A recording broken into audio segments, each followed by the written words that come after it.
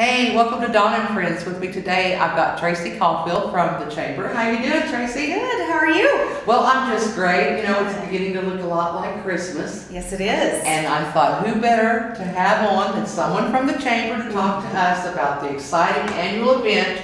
You just couldn't have Christmas without it, and that's the parade. Yes, yes. So things are coming along. Now, I understand deadline to enter your event or entry or whatever it's going to be is the 5th? Yes, December 5th. We need the applications and the insurance waivers in by then. Okay. Now, tell me what the purpose of an insurance waiver is for people that may not understand that. Well, it's to, it's basically protection for everyone involved, to make sure if anything happens on your float or if someone might fall off or anything like that it's not going to hold anyone liable because you are responsible for your own float, you're responsible for your team that is or the next entry, God forbid, maybe the snowman, the big tower snowman knocks you off of your entry. That would be bad. That would be bad. Yeah, that would be bad. That just put me in mind of a memory from when I lived in Sapulpa and I had a business there. And we had got these little miniature horses and we had a little trailer and I was letting my kids all ride and some of their friends. And we were going down through the parade route in Sapulpa and one of my kids' little buddies falls off. Oh no. I mean, that would be awful. It was awful. I know. And here again, we may be having inappropriate laughter because, but you know, serious situation. And he only had a slight concussion. So those kind of things, I mean, what if I had been held responsible for as a business owner, that kind of thing. And we did have to do those insurance waivers. Right. Same thing. So this is not something just for our community that we have done. This is really basically anywhere community USA where it's necessary. Yeah. Now, how are you doing on entries? It's a slow go right now. We've only got 5, but I'm sure that by next week we'll start getting everybody in and everybody. So everyone in maybe in your thoughts waits till that last moment and goes, ooh, today's the deadline. It's the 5th. I need to get it in. Yeah, we usually have a very busy day that last day, trying to get everybody, making sure we have all their information, what they would like for us to say. If only they do it maybe even the day before the 5th. Yeah, that would be nice. That'd be kind of nice, wouldn't it? Yeah. Yes. If you're out there listening and it's the 4th of December, do this thing. Yes. Right? Bring them in. Well, this year we have a great theme. Why don't you tell me a little bit about that? This year's theme is a Cushing Christmas story. And you can go with it if you like, you don't have to. But basically, it is, what is your favorite memory of having Christmas in Cushing? Is it going downtown and seeing the lights, or just driving around and seeing the lights? Is it your family around the piano singing Christmas carols? You know, it's whatever memory really sparks when you think of Christmas in Cushing. And you know, your imagination can go wild on that. Float. You can do all kinds of stuff because there is a lot of special memories that are made at Christmas time. A lot of kids are coming back from college. There's a lot of families that have moved away that are coming back.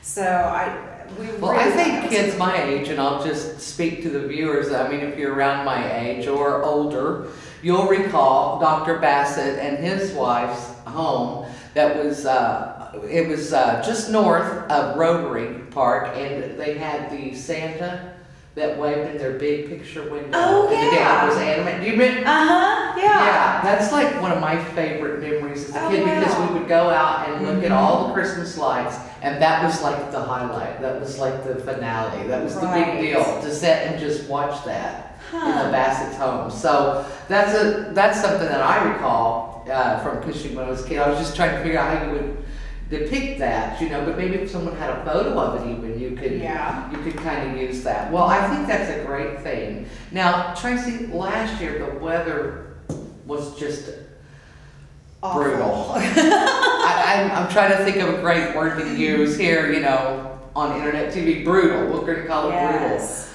Now, because the weather was so brutal, were you telling me before we started the segment, maybe you had some cancellations?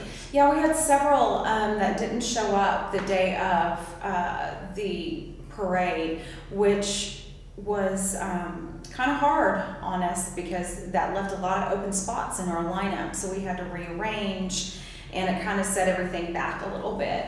And if anybody knows about the every weekend in December, everybody was busy, busy, busy. So the parade was a lot shorter. We had to rearrange, and a lot of people were trying to hurry through it. So And I take it you weren't aware that you're going to have these gaps. no. If there are people that are going to, of course, submit their entry and their insurance waiver and everything, but they're concerned about that weather, just like we had the weather last year, is there a way they can get in touch with you just to let you know that? I mean, that could help? Maybe Yes. with lineup? We are pretty technologically savvy nowadays. You can send us emails. We have our email addresses on the applications and on our website, on our Facebook page. You can send us a Facebook We'll just post. go one better right now, and we'll put it in this text box right below us, and we'll have it, you can look at it right now and write Yes, it down. yes, most definitely. Yeah, we're savvy. Yes, today. and I can get it that morning and Yes. know that you guys aren't going to be there. You're or looking something. at it right now, right there, so make sure you get your pen out, write that down, or you would take your phone and take a picture of us right now, right, Trace? Right, there And you you'll go. have the information just There like you that. I mean, So- we're savvy that way, but I would think that would probably help at the last minute if you were doing the lineup, if someone could just shoot that quick email or something to let you know. Yeah, email, Facebook, website. We'll get it on our phone immediately.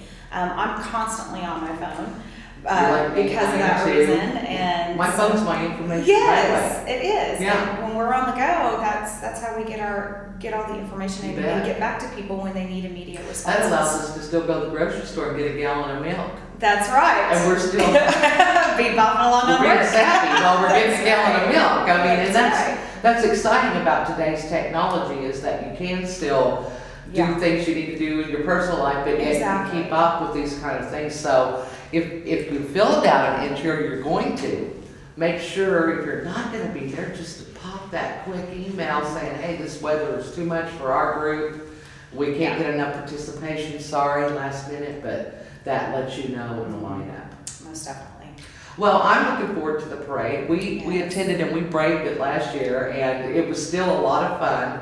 And weather didn't really keep us from attending, and I thoroughly enjoyed it and look forward to it every year. Anything more that you want to say about the parade that maybe our viewers might want to know?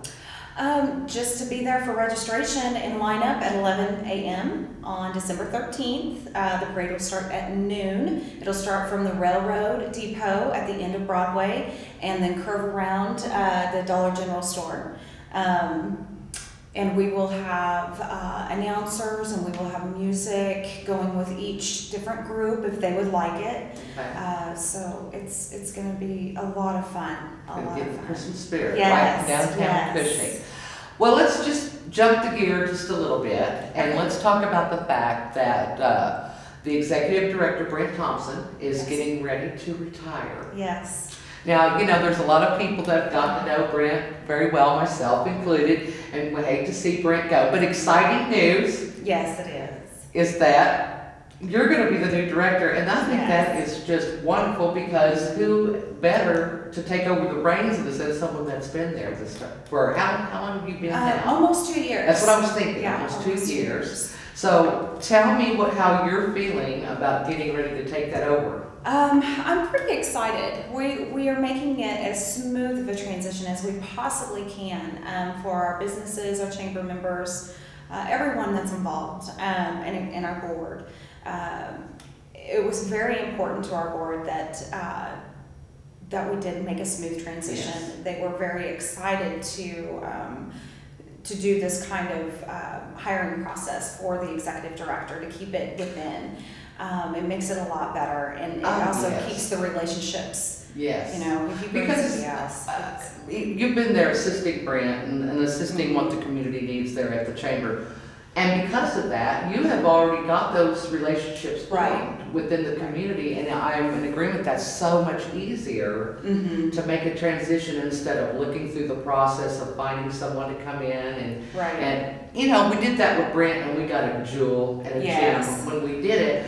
But talk about a smooth transition. Yeah. So I'll just say welcome as the chamber director, although it's a little bit premature, so I'm just excited that we have someone that was already in place that can just step in and take over. And I'm really thankful that you think enough of this community to want to do that. Oh, yeah. Big footsteps to follow. Yes, it is. It's huge footsteps to follow, and I have a lot to learn. There's going to be mistakes, we know, and sure. we know that, we're all human. Yeah, exactly. We're all human. And it's going to be a learning process for me, but I think it's going to be really exciting. I think we're going to really kind of break out some boundaries that the chamber has this next couple of years. That sounds exciting. Yeah, that sounds exciting. Well, I'll look forward to see what those changes might be all about. Well, we've got just a little bit over a minute left, so let's talk about the upcoming chamber banquet that's in January. Just a little bit of information on that. Okay, it'll be December 15th out at the Elks Lodge. Probably 6 o'clock, 7 o'clock. We'll probably have a social hour from 6 to 7 like we usually do. And then we'll also have the Community Achievement Award that'll be given that night. Okay.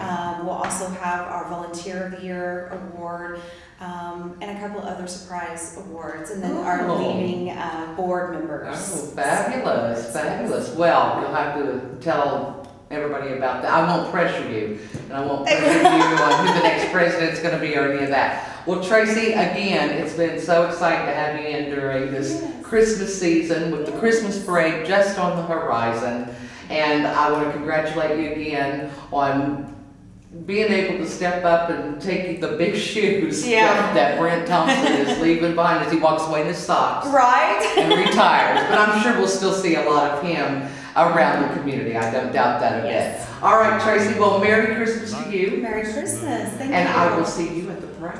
Yes. All right. You're watching Donna and Friends. We'll be back. But the prettiest